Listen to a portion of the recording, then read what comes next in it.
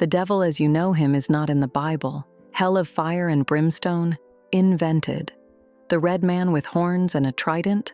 Painted by people who wanted to turn fear into power, and people paid for it with their lives.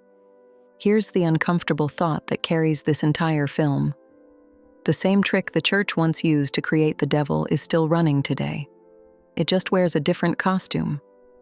Sometimes it's a gray alien coming through the window at night. Sometimes it's a secret elite supposedly pulling the strings behind a war. 3 stories, 1 pattern, thousands of dead. This is Wonderworld Mega, the devil the church invented to stay. Imagine opening the Bible and looking for the devil as you know him from the pictures. You won't find him. Not like that. The word Satan comes from Hebrew and simply means the adversary, the accuser. In the book of Job, he is no fallen prince of darkness. He's a kind of heavenly prosecutor, a member of God's court, sent to test Job. No horns, no hell, no trident. And hell. The Old Testament knows no eternal torment in fire.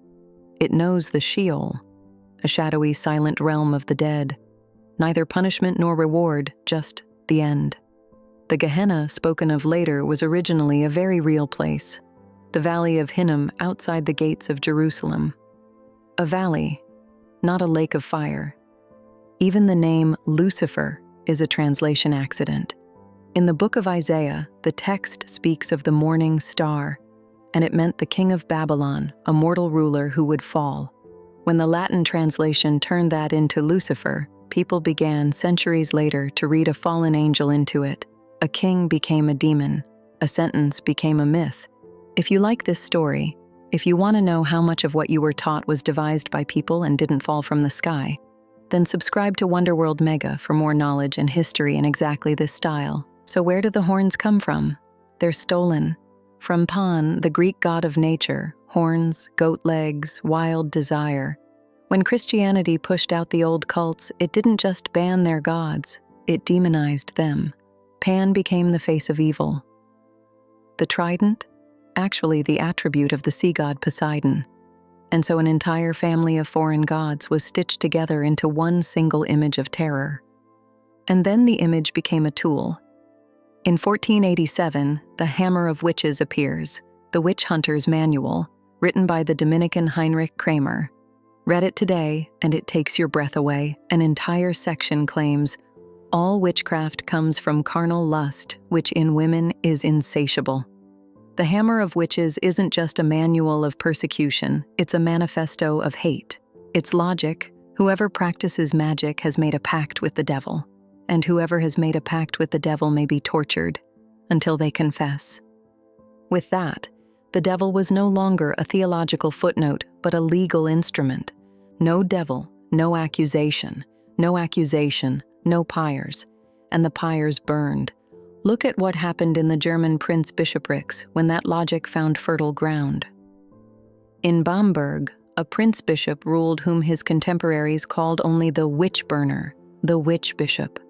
Between 1626 and 1632, he had around 1,000 people executed, men, women, children. In Würzburg, only a few miles away, the pyres burned at the same time. 157 executions are firmly documented there. Estimates run to more than 200. Among the victims, 19 Catholic priests, and a 12-year-old boy named Hans Merkler. And now comes the part that exposes the whole system. In Trier, there was a man named Dietrich Flade, judge at the secular court, deputy governor of the city. Flade had a dangerous suspicion.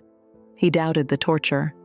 He believed the confessions were extorted, and for that, he himself was condemned. On September 18, 1589, the judge who questioned the witch hunts was strangled and burned as a witch. The pattern, in the end, devoured even its own judges. Whoever denied the devil was himself of the devil. The pattern didn't stay in Europe, it crossed the ocean. In 1692, in the village of Salem, Massachusetts, a group of young girls began to twitch and scream, and the explanation was immediately at hand: witchcraft. In the end, more than 200 people stood accused. 19 were hanged, 14 women and 5 men. And then there was Giles Corey, an old farmer who refused to recognize the charges. The punishment for that was as simple as it was cruel. They laid him in a pit and stacked heavy stones on his chest. For 2 days they pressed him. He said only one more sentence, "More weight," and died beneath the stones. He was never convicted. He died anyway. This is the part they don't tell you in church. The devil they preached had a practical use. He turned people into firewood. An invisible enemy, everywhere and nowhere, justifies everything. Illness, failed harvests, heretical thoughts, unwanted neighbors, women who knew too much. And the pictures in your head, the flaming hell, the three-faced Satan in the ice, those come less from the Bible than from Dante in the 14th century and from Milton's Paradise Lost of 1667. Poets drew the devil, and people believed, and died. But wait, what does this horned demon have to do with flying saucers? More than you think. Because when the Enlightenment sawed off the devil's horns, he didn't disappear, he just changed costumes. And his first victim of the new era came in 1961, at night, on a lonely road in New Hampshire. After the Enlightenment, the literal devil lost his power. Hell became a metaphor, but the gap he left behind stayed open, and gaps in the human soul don't close on their own. They get filled again. The night of September 19th, 1961, Betty and Barney Hill are driving at night through the White Mountains of New Hampshire. Suddenly, they see a light in the sky, following them. They get home later than they should. 2 hours of their memory are simply gone. Under hypnosis, the memory comes back. Betty describes beings with large, black, slanted eyes and gray skin.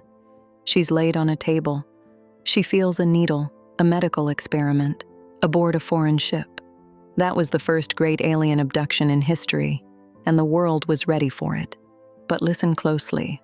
A being that comes at night, that paralyzes you, that takes you, examines you, releases you.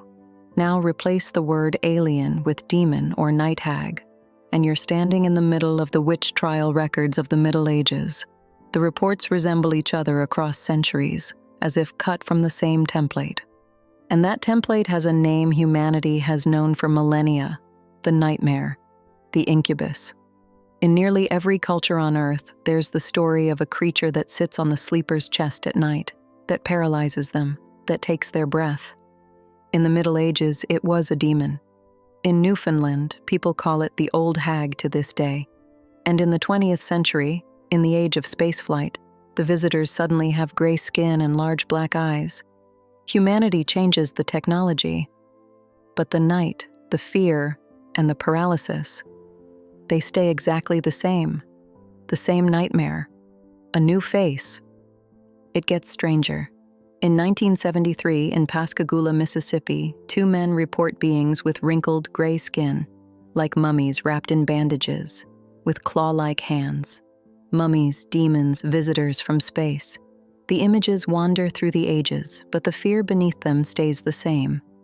The astronomer and computer scientist Jacques Vallée was one of the first to see this. In his 1969 book, Passport to Magonia, he lays UFO reports beside fairy and demon tales from around the world, and concludes, it's the same phenomenon in changing disguise. In the Middle Ages, it spoke in angels and demons. In the space age, it speaks in spaceships. Every era gives the unknown the face it is itself wearing. Carl Jung wrote as early as 1958 that flying saucers were a modern myth, projections of a time that had disenchanted the sky and was now repopulating it. And then there's the secrecy. Roswell, Area 51, the Pentagon videos of 2017, the congressional hearings in which senior military officers admitted, "We don't know what this is." Whether you believe in extraterrestrials or not, one thing is undeniable. This feeling that they up there know more than you is real.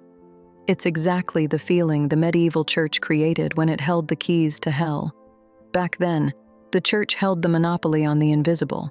Today, the state holds the monopoly on what it supposedly conceals. Do you see the pattern? An invisible enemy, an elite that knows more, fear as a binding agent. The content changes, the mechanism stays, and in the 21st century, that mechanism found its deadliest expression in the middle of Europe. And so we come to the war in Ukraine, and to the stories that accompany it.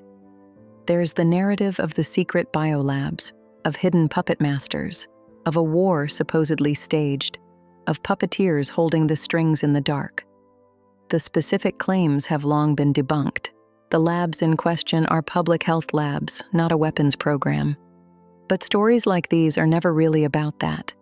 They're about the feeling beneath, that behind the chaos there is an order, that someone bears responsibility, that the incomprehensible has a face and a name you can hate. This pattern is older than any platform today. It has already turned an entire city to ash. Valentine's Day, February 14th, 1349. The plague is raging across Europe, and in Strasbourg people need an explanation. The story goes, the Jews poisoned the wells. So they drive the city's Jewish community onto a wooden platform in the Jewish cemetery and burn them alive. 2,000 people, men, women, children, in a single day. That wasn't an outburst of blind rage. It was a cold, calculated story with a purpose. Someone had to be guilty, an invisible enemy with total power, a scapegoat you could burn. And in the 20th century, this pattern went industrial. A document with the harmless title, The Protocols of the Elders of Zion, claims to be the secret protocols of a Jewish world conspiracy, an alleged plan to subjugate the entire world. It was a forgery, stitched together from old novels, most likely by the Russian secret police. In 1921, the London Times proved the forgery, but by then it was far too late. The forged paper traveled halfway around the world, and everywhere it appeared, it burned. It justified pogroms. It justified expulsion. It was the devil myth in paper form, an invisible enemy, an invented plan, a scapegoat to hate. After the First World War, it was the stab-in-the-back myth, the story of betrayal from within, of an army supposedly never defeated, brought down only by traitors at home.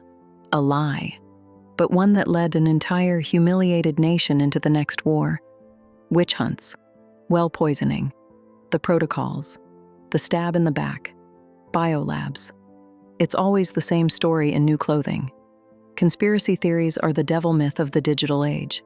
They give fear a simple face, and whoever supplies a simple face gains power over those who are afraid.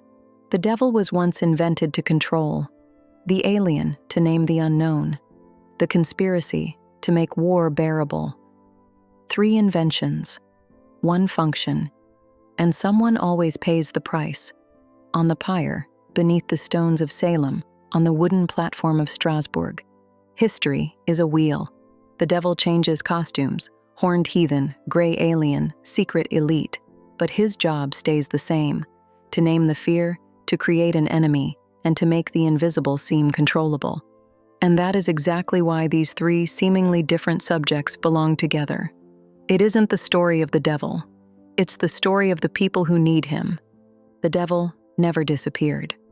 He's just waiting for the next costume, and for the next person who wants to turn fear into power. And the next scapegoat is already standing by.